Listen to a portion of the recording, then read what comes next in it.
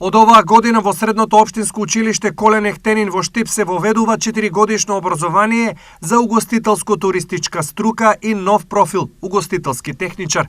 Идејата која се заговара околу 2 години денеска доби поддршка од Штипскиот совет. Доколку наредната година има барање од ученици, повторно оваа паралелка ќе биде формирана со одобрение од МОН и Советот на општина Штип, доколку не, нашите ученици ќе имаат верификацијата и ќе можат само да ја запишуваат и изучуваат како вонредна година. Претходно согласно за формирање на паралелка во 4-та година, училиштето доби од ресорното министерство, но не доби и доволно финансиски средства за нејзина реализација. За жал, согласноста на Министерството за образование и наука, која што беше дадена претходно за да се основа ваква паралелка, не вклучуваше и финансиски средства за нејзино реализирање.